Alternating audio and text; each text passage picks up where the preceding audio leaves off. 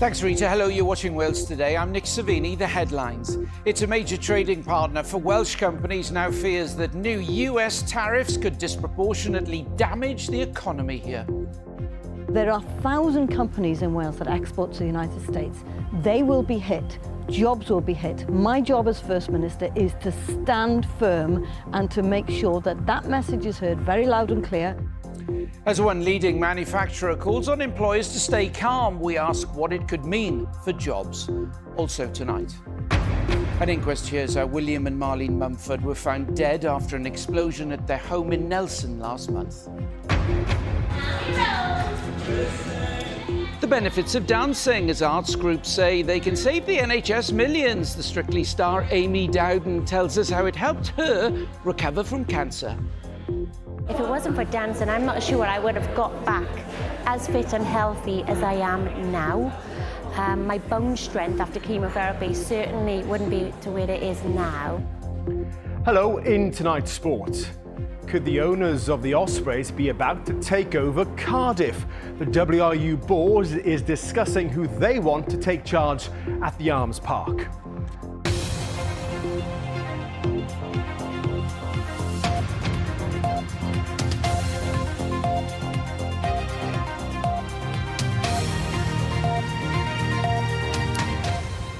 Good evening. From President Trump to Greenland to new trade tariffs, the concerns may be global, but there's a warning tonight from the First Minister that the impact could very much be local, with more than 1,000 companies in Wales exporting to the US, primarily in goods rather than services. Lynyd Morgan believes Welsh jobs could be affected disproportionately by any potential US tariffs. One leading manufacturer has called for employees to stay calm before making any rash decisions. Here's our political editor, Gareth Lewis. Greenland, Donald Trump and tariffs can feel a long way away here in Wales. So too, to a certain extent, can a prime ministerial intervention from Downing Street. Alliances endure because they're built on respect and partnership, not pressure. Keir Starmer said the tariffs would be wrong and that the situation was serious, but he appeared to downplay the prospect of retaliatory tariffs on US goods. But the potential impact of a tariff of 10% on goods exported from the UK, Wales included, is beating a path here, including to the First Minister's front door. Well, there'll be a disproportionate impact on Wales. We export more in terms of goods compared to the United Kingdom proportionately. And that means jobs are at risk. There are 1,000 companies in Wales that export to the United States. They will be hit. Jobs will be hit. My job as First Minister is to stand firm and to make sure that that message is heard very loud and clear. Lynyd Morgan says she'll write to Keir Starmer about the impact on Wales. Senedd opposition parties have also had their say. Plaid Cymru's urged a stronger challenge from the Prime Minister and condemned the tariffs. The Conservatives and Reform say the tariffs are wrong. Wales exports around £2.3 billion worth of goods to the US, second only to Germany as an export destination. So a worry for this Anglesey-based salt company. Hallen Morn's been exporting its product to the US for over 25 years. Well, I suppose it means just one more brick in the wall that's the chaos made by Donald Trump. The problem is it's not so much the tariffs as not knowing what's barrelling over the horizon. I think trade depends so much on making relationships with people, trust, and working with people over a long time. And all of that is just up in the air. Other business leaders in Wales have backed Sir Keir Starmer's approach so far. We are concerned, business should be concerned about this, but not to the extent that we should be taking knee-jerk reactions. You know, business will be here beyond election cycles, and we need to make sure that we can sustain our operations through the near term and the longer term. And I may do that for President Trump is in the position he likes to be, calling the shots. Will he impose these tariffs or not? He's been on social media, but hasn't spoken in person since Friday. The world and Welsh workers await his decision. Gareth Lewis reporting there. And staying with politics, if you'd like to be part of our Senedd election coverage this year, get your phone out now. On the 11th of February, the Walescast team are heading to Aberystwyth, where they'll be joined by a panel of politicians and an audience to have the opportunity to hear from the politicians and ask them the questions. Scan the QR code that's on the screen now.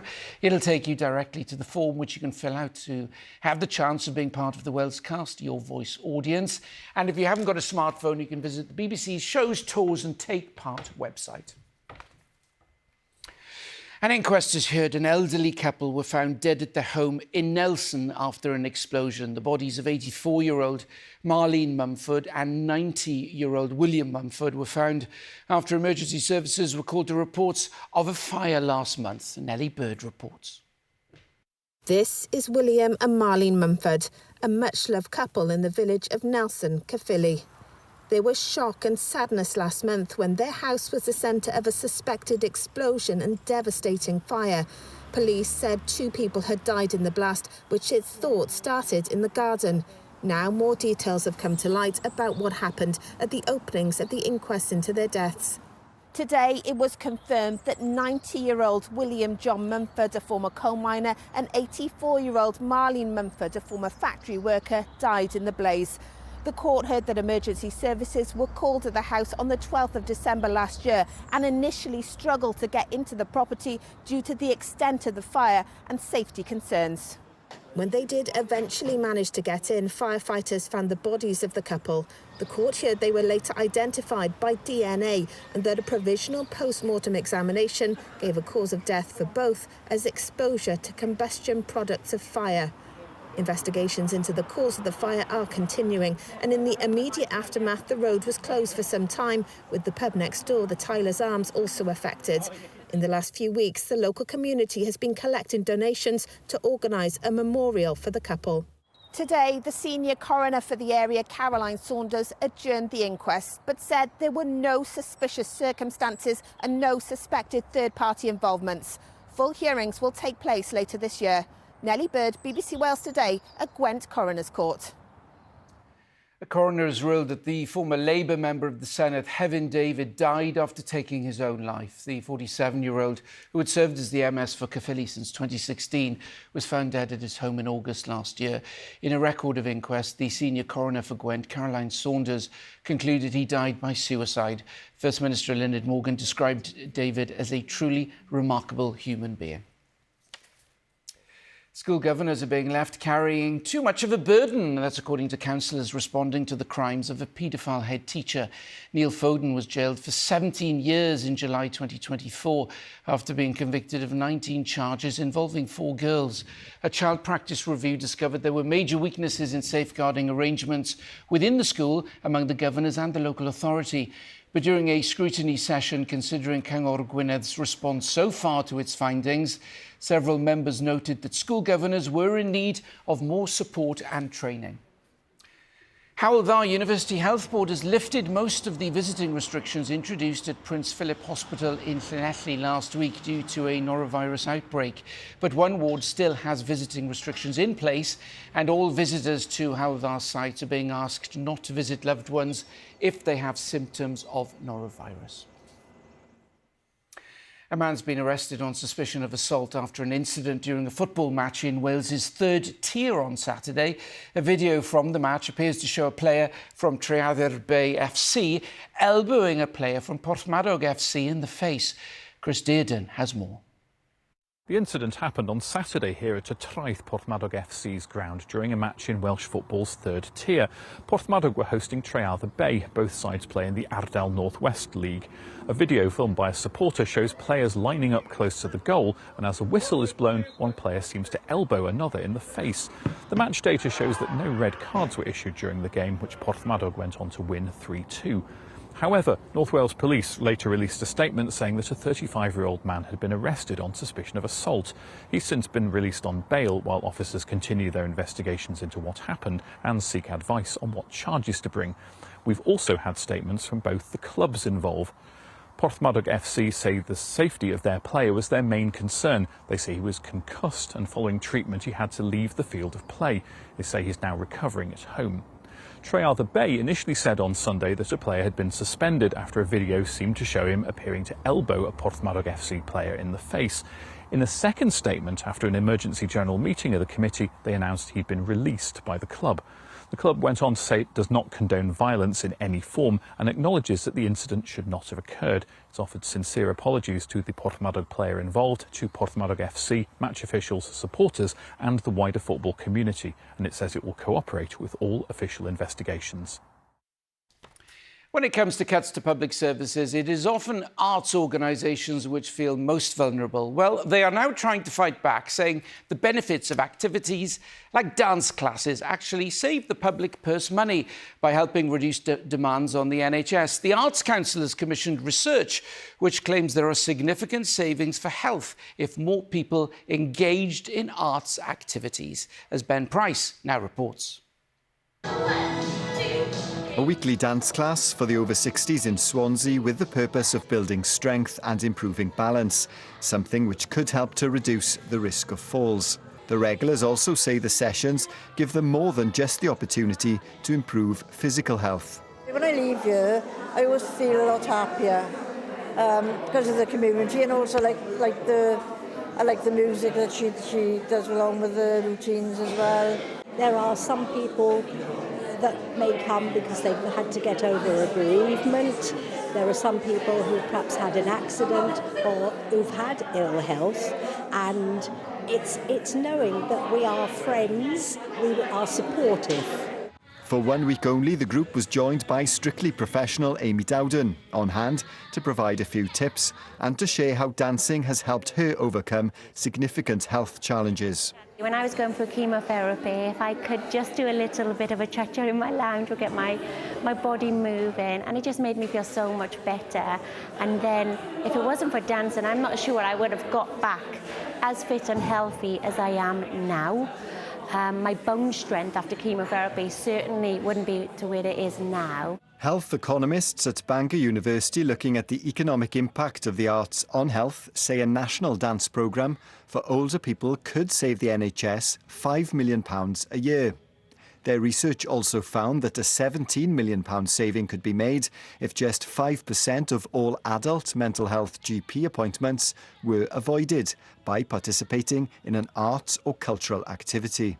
It's been a difficult few years for the arts in Wales, with cuts in some quarters as budgets have been squeezed. But the Arts Council of Wales believes that the report published today highlights, they say, why it's vital that the sector and events like this one continue to be well funded. Without the arts, there would be no joy, there'd be no happiness, all the things that we take for granted that are in our lives, music, art, dance, everything. Without those things, what is well-being? We need that investment in the arts and able to create long-term benefits across Wales. The Welsh Government says it's already promised to increase spending for the arts during its budget announcement tomorrow, which could mean many more groups like this one are encouraged to keep dancing. Ben Price reporting there. Still to come before 7. How 93-year-old Avril flew for the first time in 30 years after becoming fascinated by an American folk festival online. And we have a battleground of the air masses this week. Cold air up against the mild air with a growing chance for snow. Will we see any? Join me later to find out.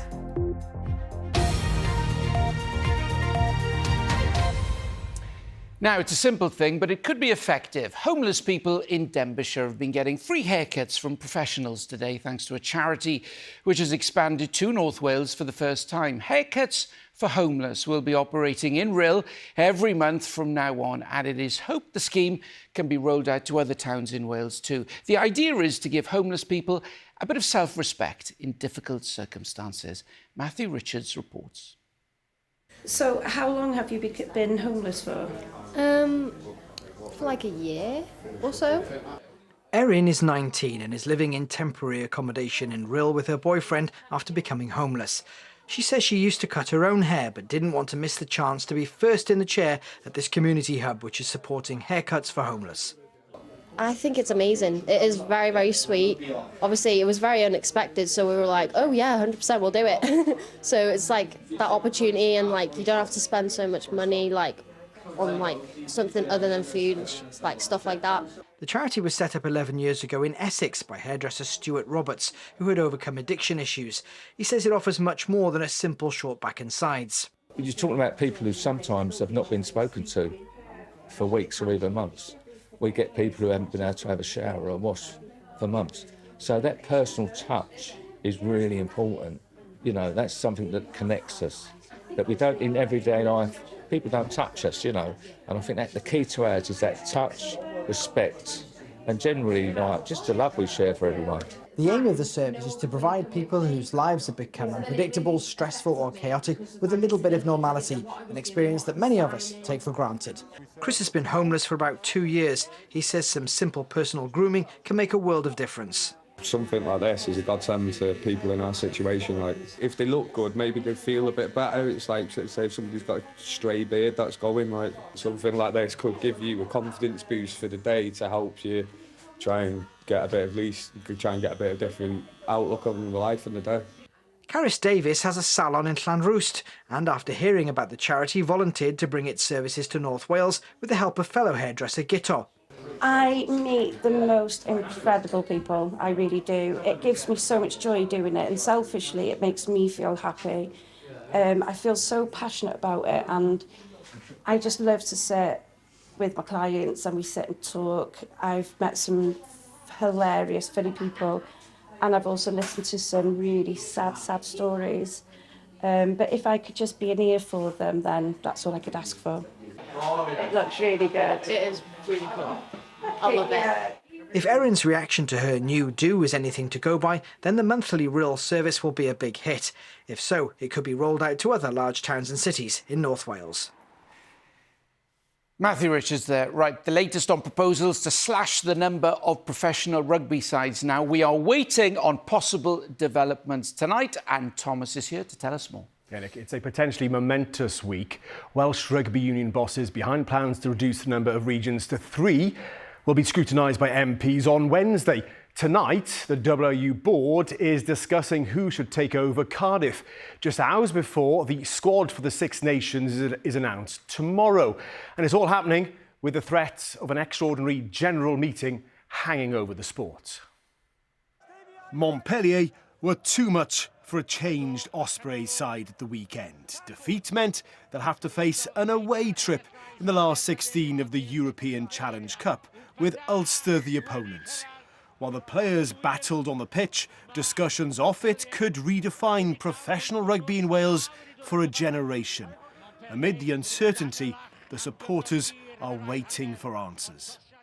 It's taken a long time to get to this stage since the whole debacle was announced, and it seems like it's a pretty seismic day for Welsh rugby, for the regions, but it does also feel as though there's an element of radio silence with no real transparency being given about what's going to happen when, any announcements. So you're still waiting on tenterhooks at the moment as to, are we going to know today? Are we not going to know today?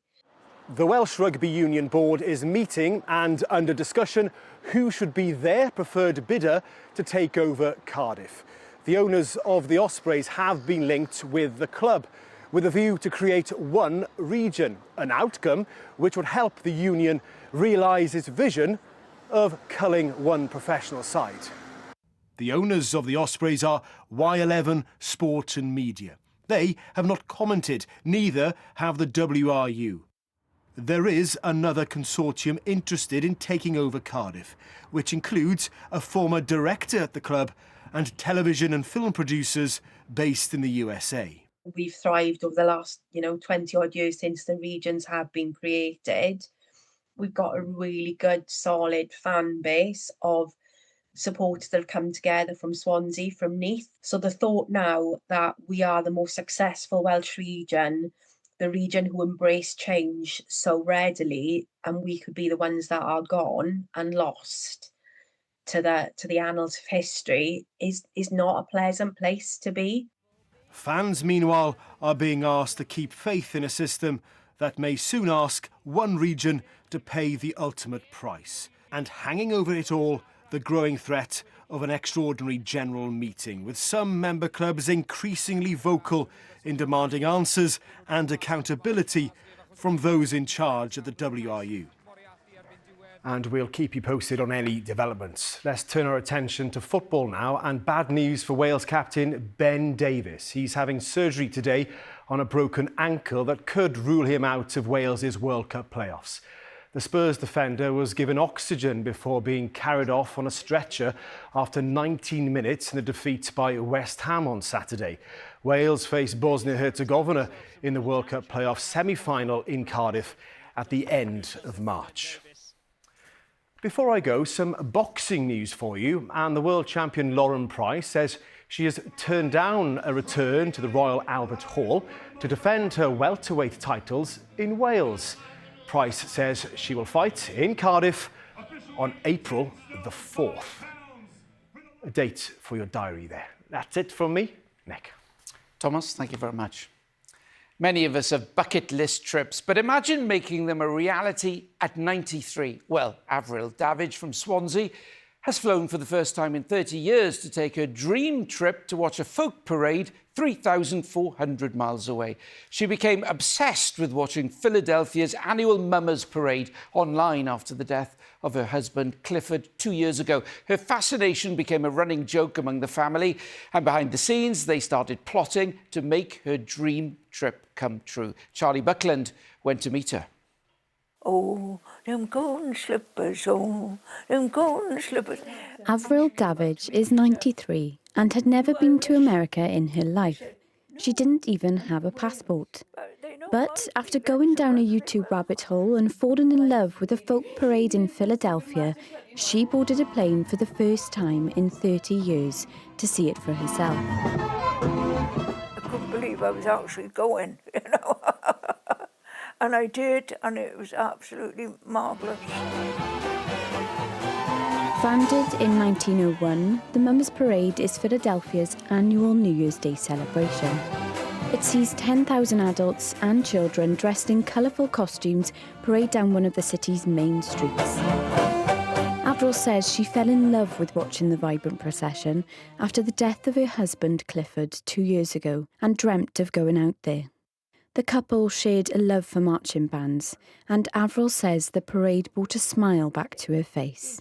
A great help after losing my husband. It was more than any doctor or medicine for me to watch that. I'd have my breakfast on a tray, I'd switch it on and it'd make me smile. Without her knowing, her family plotted behind the scenes to help her dream become a reality. They began documenting their journey to Philadelphia on social media, and Avril soon became an internet sensation amongst the Mummers community. I was like royalty, I was. All the captains of the different bands were told that I was there, and they wanted to see me. So I had to go like that. Thank you so much for coming. I hope you enjoyed it. But Captain even kissed me on the hand, but I had my gloves on. So I said to him, I could wear this glove forever. And it seems Avril already has her eyes on next year's parade. I'd go tomorrow if I could. Dropping hints here. Oh, I'd love to go again. Love to go again. Avril Davidge there, what a star. Sabrina is here for the weather forecast. Hi, Sabrina, how's it looking? Hi, Nick. Well, through the rest of the week, it does look to be pretty unsettled on the whole. Between today and Friday, there will be the chance for many of us to see showers or longer spells of rain each day. The winds will pick up at times too. And then as we head through this weekend into next week, it does look like some colder weather will return.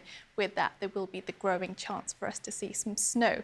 More on that soon. But in the meantime, the Met Office have issued another yellow weather warning. So this is for winds for tomorrow.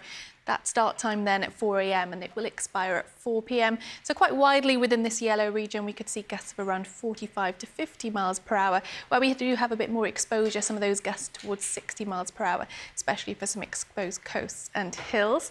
As for this evening then, we're starting out on a fairly quiet note. As the evening wears on, the next batch of rain will push in. I think this will tend to fizzle out as it pushes northeastwards across the country, so never really reaching border counties. The skies will turn clearer through the small hours. Overnight lows then down to around 3 to 5 Celsius. Temperatures a little bit lower though in the countryside, so there will be the chance for a touch of frost for rural inland areas. And the wind's not too much of a feature, so we do expect further mist and fog to develop, mainly for some eastern areas. Tomorrow then, where you do see any of that early mist and fog, it will lift and clear. Many areas starting out dry and bright, but as the day wears on, cloud will return and then the next band of rain will push in. There will be some heavy pulses of rain mixed in tomorrow afternoon, all the while those winds will strengthen. So where the weather warning is, especially for western counties, we'll see some strong to gale force winds at times. And those temperatures, similar to today's values, swept to around 7 to 10 Celsius. By the time we get to Wednesday then, again, a fairly dry start for many, but then the next band of rain rolls in, some of which will be on the heavy side. The winds still quite a feature, so quite a blustery day too. Some of those wind gusts will approach probably 45 to 50 miles per hour, where you have some exposure. And again, not too much of a change in those temperatures. Thursday and Friday then, low pressure down to our southwest. That does mean more areas of showers or spells of rain will move in at times. The wind shouldn't be too strong on the whole and temperatures a little bit lower. Then, this is the all-important question. Will the cold air arrive and will it bring snow? Well, basically, we've got this battleground of cold air from Scandinavia and the neocontinent versus milder air that's coming in from the Atlantic, bringing weather fronts. This weekend, it does look to turn colder, but I think more so into next week, it does look like that cold air will win out. And that does mean a growing chance for us to see some snow, but at this stage still too early to put any specific details on who will see the snow.